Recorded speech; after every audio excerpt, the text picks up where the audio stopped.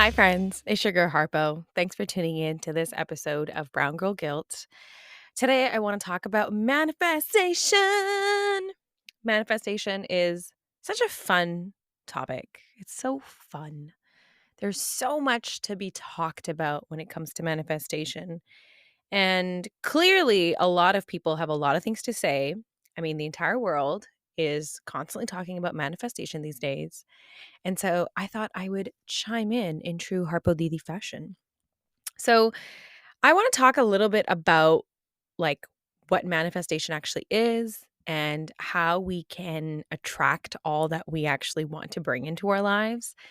And I'm hoping that this episode provides you with some insight that is different than what you might have heard before, or it might be enhancing what you already know. And my hope is that you learn something about manifestation, about self worth, about your energy field, just about how you can co create your universe together.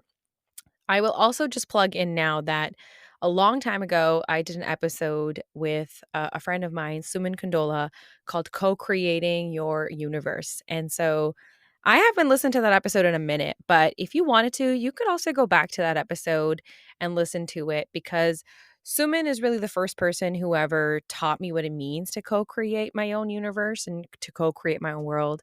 And so I'll talk about that in a little while, what co-creation actually means, because that might be the first time that many of us have heard co-creation. So don't worry, we're going to park that. I'm not going to get ahead of myself here.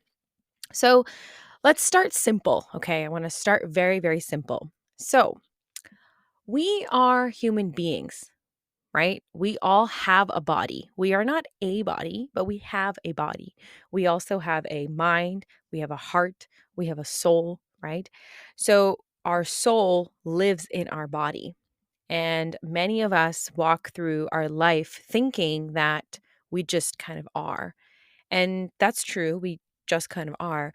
But we're more than just a body. We're more than just legs and arms and hair and skin and a face. We're more than that. Inside of our bodies, we have a mind, we have a heart, we have a soul, right? So within all of that is also an energy field. So we have an energy field that is around us, we have an energy field that is within us. And within every single person in this world, there is an essence, there is an energy, there is a vibration. So my teaching growing up has been Sikhi. And in Sikhi, we have the idea, we have the concept, we have the belief Ikunkar, right? We believe that God is one and, you know, all of us are bound together in the same sort of essence, in the same sort of energy. So the idea is that every like living thing and maybe like any inanimate object in the world has the same sort of energy, has the same essence inside of them, whether it's a human being, an animal, a plant, a mountain, the sun, the earth, the ocean. Everything has a vibration, and human beings, we have a vibration. And so our vibration is either high or low, or it could be neutral. And our vibration is really dependent on us. Like we get to control our vibration. And I know that might sound like, yeah, I don't think I can control my vibration. No, you can, honey. Yeah, it's you. It's you who controls your vibration. Of course, there are things in the world and in your life that impact your vibration, but ultimately, you are the steward of your own vibration. And so there are ways that we can make our vibration higher, we can make our vibration lower. And that is something that we have control over. So, some ways that we can lower our vibration is doing things that are not good for us. Like, we know that they're not good for us. We know that they don't help us. They're not healthy for us. So, for example, what really lowers my vibration is gossip, bad vibes, being around people who don't love me and don't want to see me win. Um, what lowers my vibration is eating foods that don't sit right with my body. So I don't eat dairy. But anytime I eat dairy, it really lowers my vibration. I started to cut back on alcohol a lot because alcohol is a depressant. It really brings me down, brings my vibration down.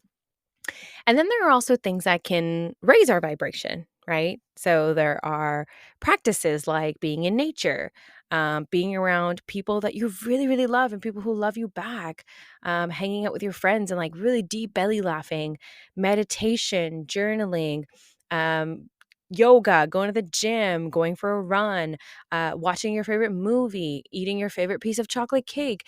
These are all things that raise our vibration. And so ultimately, we can control what our vibration does, whether it goes up or down or side to side, whatever.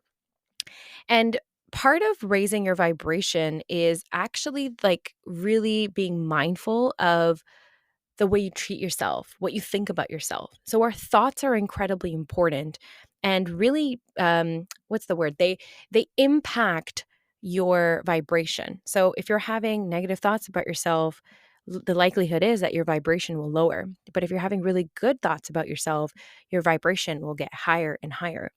So there are many thoughts that we have throughout the day. I don't know, it's like a crazy amount like that we have like X amount of thoughts throughout the day. But out of those thoughts, a lot of those thoughts quite often are very self-critical. They're very negative.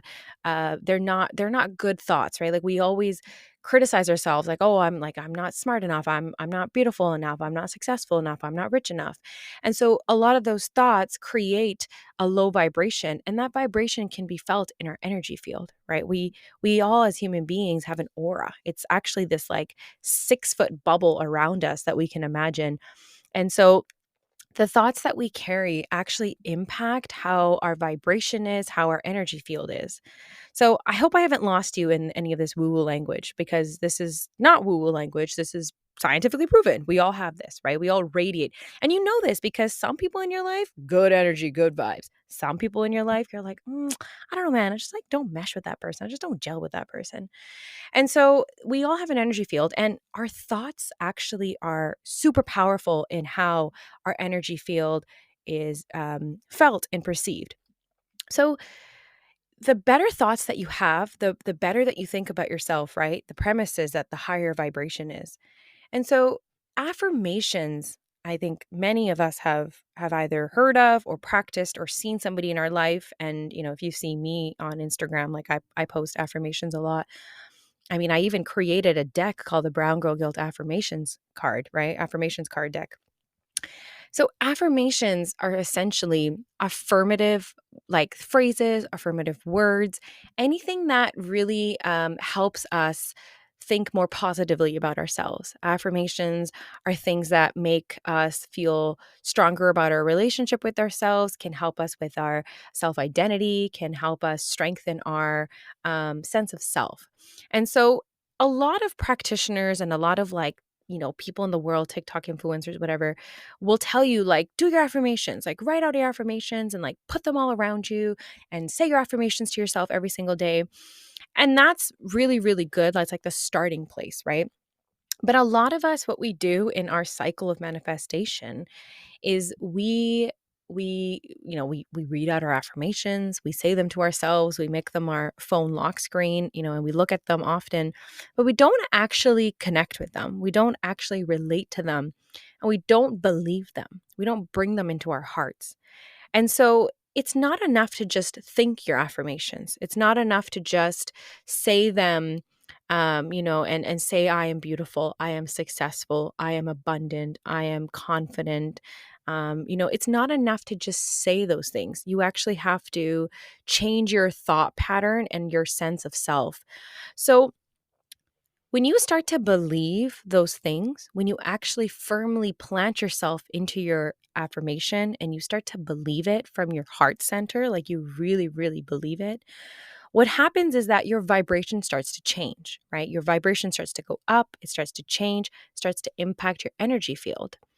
And the law of attraction works in a very interesting way. The way that the law of attraction works is the universe responds to what you already have. It responds to what you already think and what you already believe and what you already say and what you already do. That's what the law of attraction is, right? It's attracting what you already possess. So if you have negative thoughts, if your vibration is low, if you're like, constantly picking at yourself, constantly criticizing yourself, you're constantly in like a scarcity or in a lack mentality, that's what the universe is responding to. The universe is like, "Oh, she's unhappy. That's what she is. I'm going to give her more of that." Right? Now, if you were to flip that and you were to embody joy and love and, abundance and security, then the universe would feel that energy, feel that vibration and be like, "Oh, she's happy. Like that's what she is. I'm going to give her more of that." So that's how the law of attraction works. So that's why it's really important for us to like really feel and anchor into our affirmations. It's really important that we believe what we're saying and believe what we're feeling. And so what that does is it creates this like entire vortex of energy around you where you are essentially radiating what it is that you want more of, right? So I know like it might be like, well, Harpo, like but I'm not happy. So like telling myself that I'm happy is actually lying. It's not though. Like it's not lying because what you're doing is you're convincing yourself, you're telling yourself, "No, I am happy. Like I can be happy and I am going to be happy." And trust me, like I know it sounds silly to be like, "Well, but I'm not." So like I'm lying. But if you just start to do that, what actually ends up happening is you actually come out of the funk a lot easier, a lot quicker, a lot better. You start to come out of it because now you're training your mind, you're training your thoughts to believe that you are happy. So even if you weren't happy, by telling yourself, like lying a little bit for the first couple days, on the third and fourth day, immediately you're happy. You're like, "Oh my God, I am happy." And so how manifestation works is you can't just put an intention out into the world and think that it's going to come to you, right? So many of us listening to this episode and recording this episode are like, "Oh my God, I'm calling in my partner. I'm calling in like my true love, my soulmate, you know, or I'm calling in my dream job. I'm calling in like, my whatever, right? Whatever it is that you're calling in." So many of us are like, "I'm calling it in," but then don't actually do the work that is required to receive what we're calling in. Because a huge part of manifestation is actually in the receiving. So, first of all, if your heart is closed and you're not somebody who can receive love well, when your manifestation shows up, you're not going to be able to openly and wholeheartedly embrace it. So, you need to work on opening yourself up, right? Like really positing yourself in a position of receiving and acceptance. And so you can't actually call in what you don't already have, right? If you're calling in love, well, if you don't love yourself, you can't call it in. If you're calling in, like success or a great job, well, you can't call it in if you don't believe in yourself. So that is where I think most of us have tripped up and continue to trip up on. Like we call things in, but we don't consider ourselves worthy and deserving enough of what we like to call in. So we actually have to work on changing our vibration. We have to work on changing our energy field, our thoughts and our feelings and our opinions of ourselves. We have to work on changing all of that, improving all of that, practicing it day after day, moment after moment, so that when we have something that we want to call in, we're actually creating space for it. Because whatever you're calling in can't actually be hosted in a space where there is negativity, right? And a lot of us sometimes like think that we're not deserving and we're not worthy of what we're calling in, and we think like, "Oh, it's such a long shot, like, I think I want that, but I might not be able to call it in." First of all, I want to tell you that you have manifested already many times in your life. Do you ever like think about something and then it happens? You think about a song and it happens. You think about a friend and then they call, or you're out and about and something like really crazy, weird, fun happens. Those are all manifestations. And the reason that they happened is not a coincidence. It's because, I mean, probably you were in a very relaxed, easeful, like really balanced, peaceful state. That's probably what was happening. You were like already sort of channeling that kind of energy. Your vibration is probably high, and that's how it came in. You're probably not being negative. Like, when have you ever brought something into your life when you were being negative and petty and just being all like jealous and shit? You don't, right? So so you already know how to manifest. It's already within you, right? It's within every single one of us. So that's number 1. And number 2, what was I going to say? I can't remember number 2. I can't remember number 2. But anyway, number 2, what was I going to say? Huh. Anyway, girlies, I forgot number 2, and that's that on that. But anyway, here's what I want to say. You have to consider yourself worthy. Oh, I remember number 2. I remember number 2. I remembered it. So, number 2 is it's a practice. Okay? So it's not something that you can master overnight. And that's because self-love is not something you can master overnight. But what you can do is start to become really conscious and aware of how you speak to yourself and the things that you tell yourself about yourself. You can start to become aware of that, right? And so if I could tell you the truth, I had a list of affirmations on my bedroom mirror, like the same list of affirmations for probably 2 years. And it wasn't until very recently that it was okay for me to take it away, because it wasn't until very recently I realized I don't even look at this list anymore.